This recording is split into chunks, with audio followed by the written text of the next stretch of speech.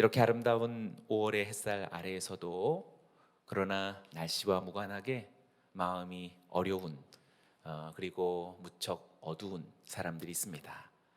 아직 예수 그리스도를 구주로 영접하지 못하여 구원받지 못한 가족들이 있다든지, 혹은 건강하지 않은 그런 신앙, 아니 왜곡된 신앙을 갖고 있는 가족 구성원이 있든지, 아니면 전혀 의미 없는 형식적인 신앙생활을 계속 이어오고 있는 그런 가족 구성원을 두고 있는 그리스도인들이라면, 사실상 5월의 햇살처럼 푸르고 푸른 이러한 모습 속에서도 마음 한켠에 찾아오는 그 어두움과 슬픔을 부인할 수 없습니다. 그들에게는 어쩌면 가정의 달 5월이 마음이 아프다 못해 잔인한 달이기까지도 할 것입니다. 강하게 닫혀진, 심지어는 주님의 이름을 망령되이 훼손하는 그러한 가족을 둔 우리 믿음의 동역자들이 있다면, 지금 이 5월은 너무나도 가슴 아픈 달이 될 것입니다. 그러한 이들이 하나님께로 돌아오기란 거의 불가능한 일에 가깝다라고 벌써 마음으로 그렇게 정하고 있는 그런 이들도 있으리라 생각됩니다. 공감할 수 있습니다. 그 마음이 얼마나 아프고 횡한지 아무도 모를 것입니다. 그런데 지금도 그렇게 아파하는 그리스도인들이 우리 주위에 너무나도 많습니다. 어쩌면 우리가 지금 방금 전에 기도했던 것처럼 힘들고 어렵게 살던 때보다 더 주님의 곁으로부터 멀리 있는 그런 마음을 진실하다면 느낄 수 있는 오늘의 시대가 아닐까 생각합니다. 인간은 가정이라고 하는 울타리에서 태어나서 그곳에서 세상을 배우며 자라갑니다. 가정은 인생의 항해를 떠난 항해자들이 온갖 풍파에 시달리다 그리고 헤매이다가도 언제든지 찾아가서 편히 쉴 수 있는 보금자리가 바로 가정이요, 육체와 영혼의 피난처가 됩니다. 그러나 한 사람이 믿지 않는 가정에서 태어나 신앙을 갖게 될 때 그 가정은 그에게 영혼의 피난처가 되지 못합니다. 치열한 선교 현장이 되고, 심지어는 가장 엄격한 시험의 장소가 되기도 합니다. 만약 제가 지금 이런 말들을 함에도 불구하고 그것을 잘 알지 못하시는 분이라면 감사한 일이라고도 할 수 있습니다. 그러나 또한 어쩌면 반면에 오늘 말씀이 가리키고 있는 우리들에게 그런 영적 정서와 우리들에게 그런 영적 감정이 없기 때문에 못 느끼는 것이라면, 오늘 더 주님의 말씀을 경청해야 할 것입니다. 믿음이 없는 가정 안에서 신앙생활을 하는 한 사람의 그리스도인은 자기의 가정을 생각할 때마다 그 눈에 눈물이 맺히고 가슴에는 서러움이 복받쳐 오르는 그런 사람들을 많이 만나게 됩니다. 가정이라는 그 아름다운 이름이 이제는 아픔이 짙게 베어진 상처가 되고 만 것입니다. 육체와 영혼의 피난처가 되어야 할 가정에서 쉼을 얻지 못하고 영적인 싸움을 하는 이들이 쉼을 얻는 새로운 보금자리가 있는데, 그것이 바로 지금 바로 여기 있는 신앙 안에서 만나는 믿음의 가족들입니다. 믿음의 가족들은 믿지 않는 가족들로 인해서 상처난 우리들의 가슴에 위로가 되기도 하고 피난처가 되기도 합니다. 잘 오셨고 또 함께 가족이 된 것을 하나님께 감사드리고, 또 이 가족됨에 대해서 더 깊고 진실한 우정과 신앙을 우리가 이어가서 마침내 우리의 가정이 진정한 피난처가 되고 안식처가 되어지기를 주의 이름으로 축원합니다. 오늘 본문에서 우리가 보게 되어지는 오늘 본문 속에서의 바울의 고뇌는 예수 그리스도와의 깊은 교제와 교통함 속에서 하나님의 마음이 바울에게 흘러 들어왔기 때문에 느끼게 되는 그런 신적 정서입니다. 오늘 본문 말씀 1절과 3절까지의 말씀을 제가 다시 한번 읽어보겠습니다. 눈으로 읽어봐 보시길 바랍니다. 나는 그리스도 안에서 진실을 말하고 거짓말을 하지 않습니다. 내 양심이 성령 안에서 내게 이것을 증거합니다. 곧 내게 큰 근심이 있다는 것과 내 마음에 끊임없는 고통이 있다는 것입니다. 나는 내 형제 곧 육신을 따라 된 내 동족을 위해서라면 나 자신이 저주를 받아 그리스도에게서 끊어진다 할지라도 좋겠습니다. 여기서 지금 바울이 말하고 있는 큰 근심이라는 2절에서 내게 큰 근심이 있다는 것과 그리고 내게 끊임없는 고통이 있다는 것을 표현하고 있습니다. 여기서 앞에서 나오는 이 근심이라는 말은 신약 성경에서 자주 기쁨과 대조되지요. 슬픔이라고 번역되기도 합니다. 근심은 곧 슬픔입니다. 이것은 내면에서 우러나오는 슬픔을 가리킵니다. 그리고 뒤에 나오는 큰 고통이라고 했을 때 이 고통이라는 단어는 그 슬픔이 밖으로 표출되어서 나오는 아픔입니다. 슬픔이 지나쳐서 아파오는 겁니다. 그래서 깊은 슬픔과 지금 아픔을 바울이 말하고 있습니다. 오늘 본문의 고백을 하는 사도 바울의 내면은 견딜 수 없는 슬픔으로 가득 차 있습니다. 그런데 중요한 것은 지금 오늘 우리가 읽은 본문은 로마서 9장 첫 3계절입니다. 그러면 바로 앞에 어떤 장이 있는지 우리는 너무나도 자명하게 떠올릴 수 있습니다. 로마서 8장입니다. 아마 이곳에서는 로마서 8장 암송을 시도하시는 분도 있으리라 생각됩니다. 없으면 안 되는데요. 로마서 8장 황금 팔찌장이라고 말할 수 있고 개혁자들은 성경이 만약 다 불타버렸을 때 하나만 남는 것이 있다면 로마서 8장 그것만 있어도 안심하겠다라는 그런 정말 가치를 부여할 만큼 값진 성경의 진수가 로마서 8장 속에 담겨져 있습니다. 그런데 로마서 8장의 정서와 오늘 본문에 있는 바로 로마서 9장이 시작되어지는 그 앞부분의 정서가 동시에 한 사람의 인격에서 흘러나오는 말씀이라고 보기 힘들 정도로 심한 대조를 이루고 있다는 것입니다. 바울은 로마서 8장에서 그리스도 예수 안에 있는 자들을 향하신 정죄함이 없는 하나님의 구원과 해방과 자유를 노래하고 있습니다.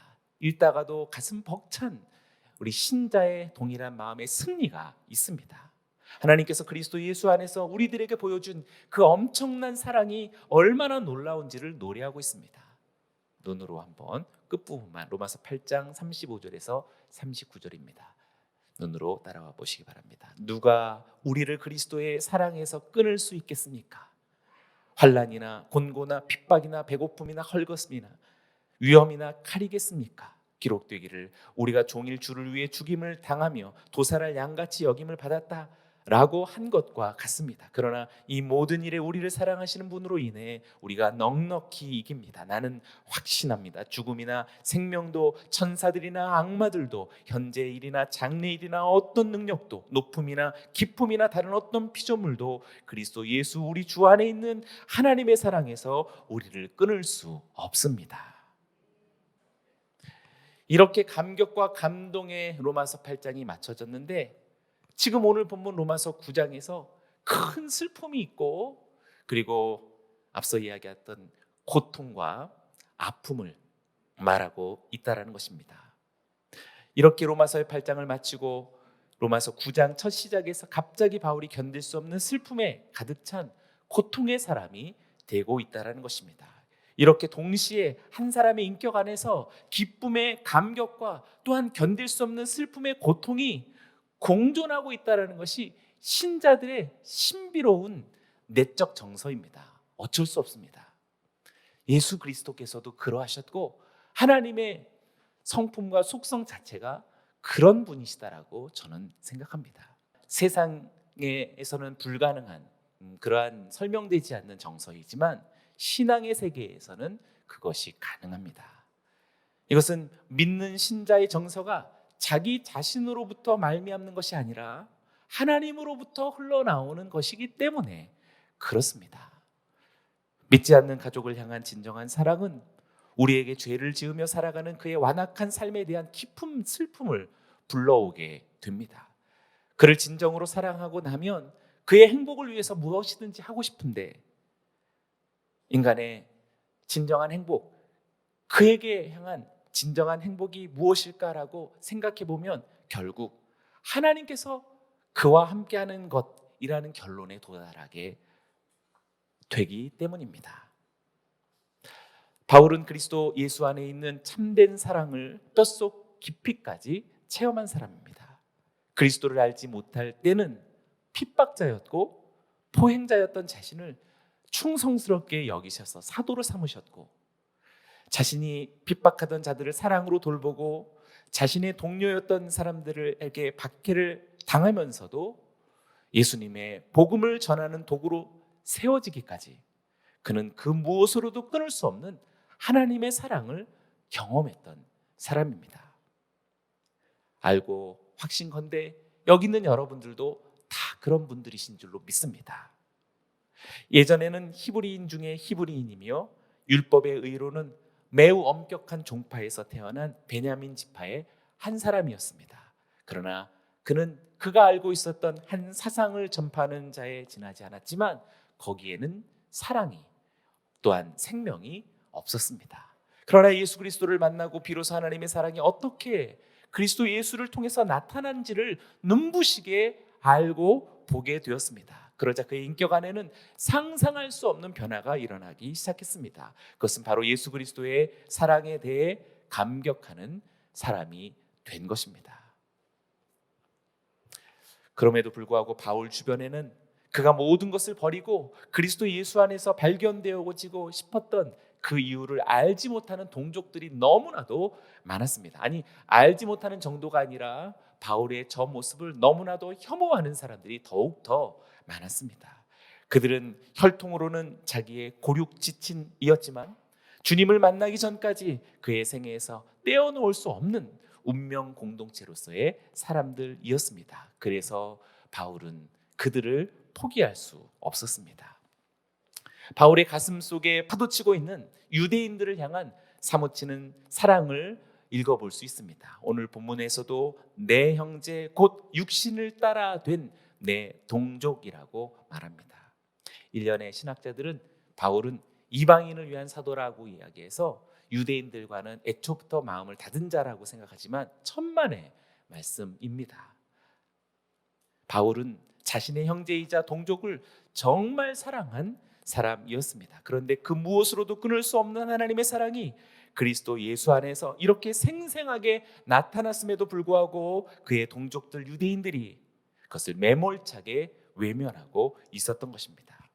그리고 이것은 그리스도 예수의 사랑에 대한 감격으로 가슴에 벅차던 사도를 일시의 슬픔의 나락으로 떨어뜨리게 만들었던, 속으로 깊은 슬픔과 겉으로는 견딜 수 없는 고통이 그치지 않게 할 만한 충분한 주제가 되었던 것입니다. 그래서 바울의 내면에는 한편으로는 기쁨과 환희가, 또 한편으로서는 깊은 슬픔과 고통이 공존하고 있었던 것입니다. 어찌 바울뿐이겠습니까? 여기 이렇게 푸른 5월을 맞은 저와 여러분들에게도 한편에는 우리를 구원하신 놀라운 하나님에 대한 승리와 구원의 노래와 감격이 있어야겠고, 또 한편에는 아직 저와 여러분들의 삶 속에서 누구에게도 말하기 어려운 그 어떤 이와 어떤 이들이 하나님 앞에 돌아오기를 끝까지 거부하고 있는 그 어둠의 세계에 대한 깊은 슬픔이 우리들에게 공존하고 있을 줄로 믿습니다. 바울이 이방인들을 찾아가 복음을 전했을 때 그들은 가슴을 치며 회개하고 그리스도께로 돌아왔습니다.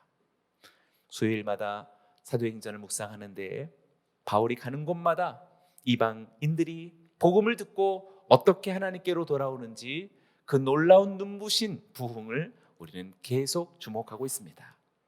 이 광경은 마치 출렁이는 물결과도 같았습니다. 수많은 사람들이 복음의 물결에 떠밀려서 회심하는 광경을 보았고, 금주에도 이제 에베소에서 얼마나 놀라운 하나님께로 돌아오는 일들을 볼지 모릅니다. 바울의 가슴은 한편으로는 말할 수 없는 구원의 은혜에 대한 감사로 채워졌지만 또 한편에서는 하나님과 오랜 언약 관계를 맺어온 자신의 동족들, 유대인들이 계속 이 복음을 미워하며 받아들이지 않는 것으로 인해서 심한 아픔과 고통을 느끼고 있었던 것입니다.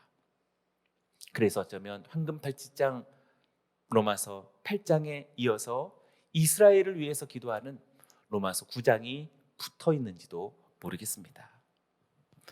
지금 우리들에게 필요한 것은 바로 사도와 같은 이 마음, 이 정서, 이 영적인 내면입니다.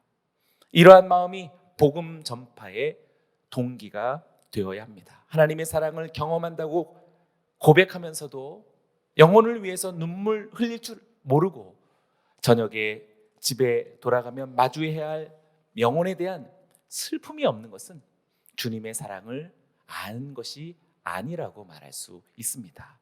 그는 단지 교회에서 느끼는 즐거움으로 신령한 하나님과의 만남에서 오는 기쁨을 그냥 교회에서 개인적인 즐거움으로 그렇게 오해하고 있는 것이라고 말할 수 있습니다. 그래서 이러한 형태를 가리켜 제임스 패커는 오늘날의 기독교를 천박한 즐거움을 추구하다가 잘못되어 버린 기독교라고 그렇게 표현하기도 했습니다. 하나님은 우리가 기쁨을 경험하기 전에 슬픔을 먼저 알게 하시는 분이십니다. 주님의 품에 안기는 감격을 알게 하시기 전에 주님의 품으로부터 멀리 떨어져 있는 것이 얼마나 괴롭고 그리고 고통스러운지를 알게 하신 것입니다.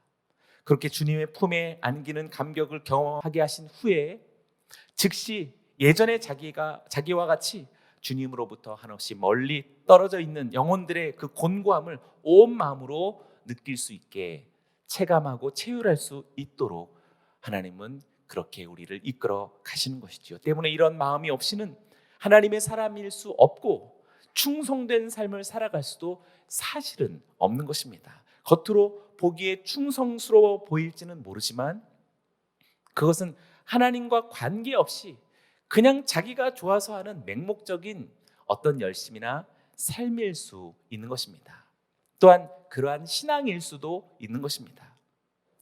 바울의 모습을 통해 우리는 우리 자신에게 이러한 마음이 있는지 오늘 어버이 주일을 기념하여 우리는 돌아보아야 하겠습니다. 혹시 어버이 주일이라 해서 아까 70세 이상에게만 조명되어진 그러한 예배는 절대 아닐 것입니다. 우선은 우리 어르신들에 대한 감사가 먼저이겠고 그분들에 대한 존경이 오늘 이 주일의 특별한 의미이기도 합니다. 그러나 사실 이 세상에서의 신자란 하나님을 모르는 모든 인생과 영혼에 대한 영적인 아비여야 하며 어미여야 합니다. 영혼의 생명을 낳는다라고 하는 영적인 어머니예요. 또한 그를 다스리고 양육하고 길러내어야 한다라는 영적 아비로서의 본분을 가지고 있는 이가 여기는 우리 모든 그리스도인들의 본성인 줄로 믿습니다. 그러니 우리가 결혼을 했든 안 했든 자녀를 낳든 낳지 않았든 현재 있든 있지 않든 중요하지 않습니다. 우리 모두는 어버이 주일에 하나님께서 우리 모두가 영적 아비와 어미가 되어야 한다라는 사실을 알려주고 있는 것입니다. 사람은 태어나면서부터 완악하게 태어납니다.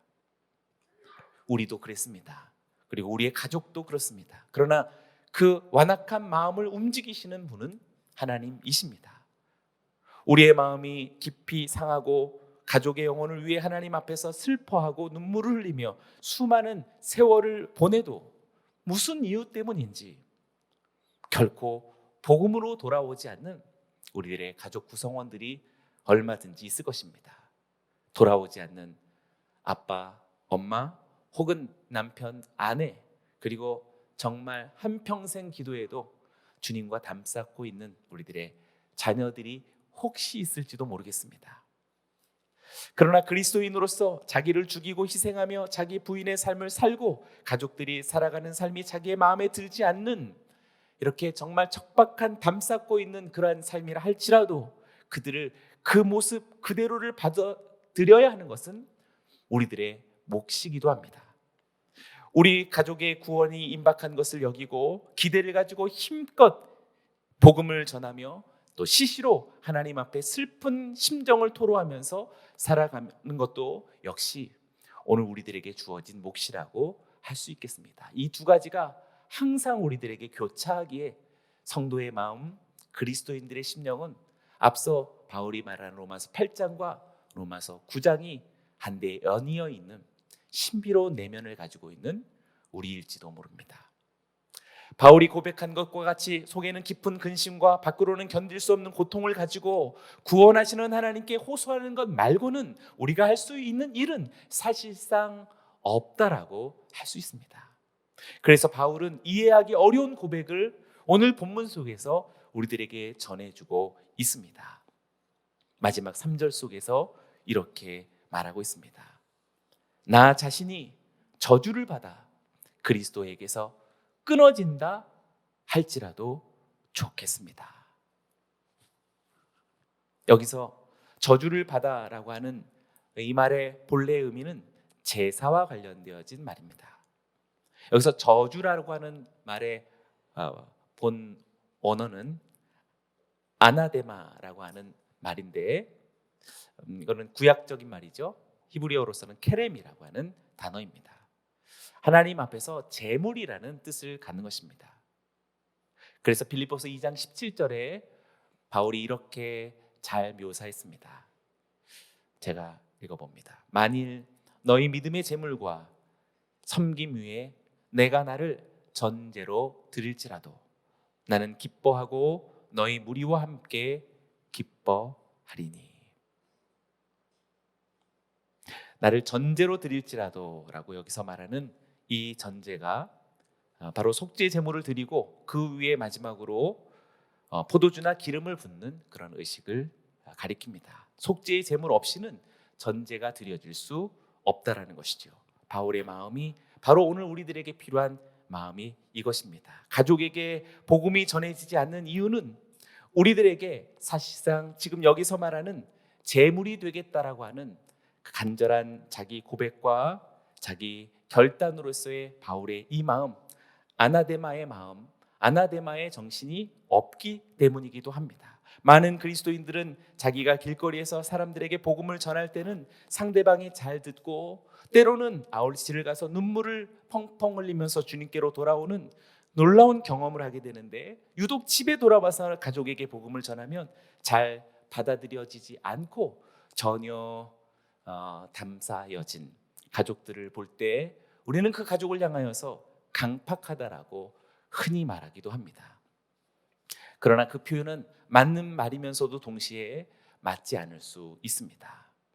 우리들에게 제물이 되는 정신이 있지 않다면 우리들의 가족은 하나님께로 절대 돌아오지 않을 수 있습니다.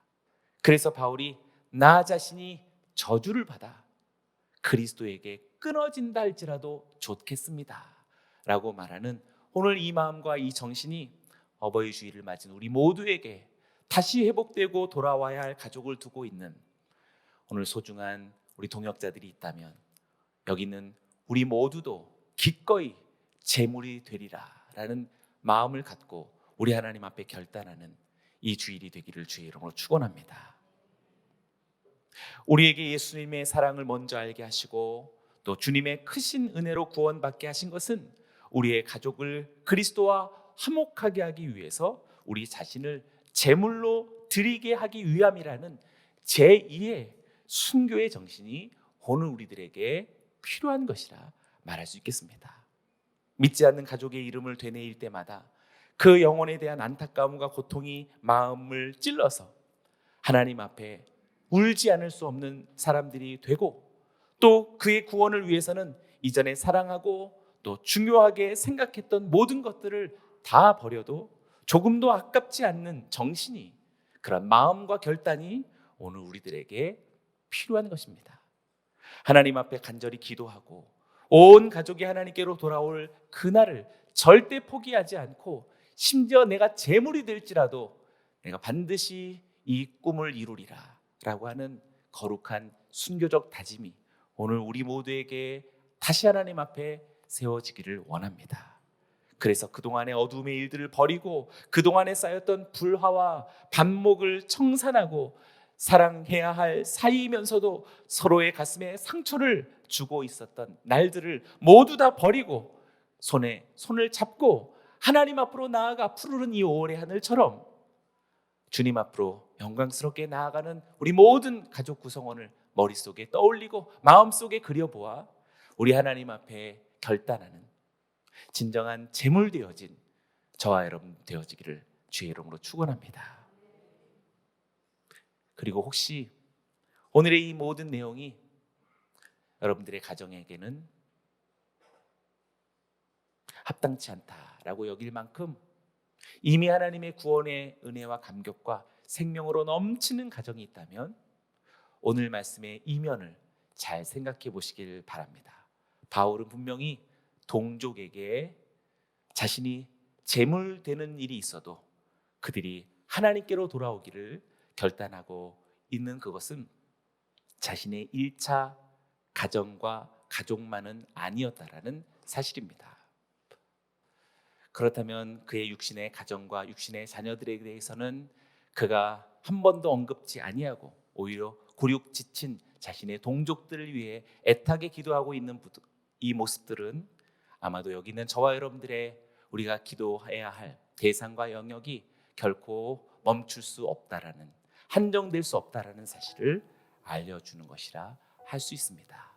모든 가족 구성원이 다 주님의 이름을 부르는 복된 하나님의 구원을 받은 우리 모든 성도들이여, 그렇다면 우리의 모든 지경, 우리의 나라, 민족, 심지어 열방에 이르기까지 여러분의 기도가 멈추지 않게 되기를 주의 이름으로 축원합니다. 오히려 더욱더 그들이 주님께로 돌아오기를 간곡히 바라는 거룩한 눈물과 오늘도 헌신이 저와 여러분들 오늘 5월의 어버이 주일에 우리 모두가 영적 아비가 되고 어미가 되어지는 거룩한 제물 되어짐을 오늘도 주님 앞에 결단하는 우리 모두이기를 축원합니다.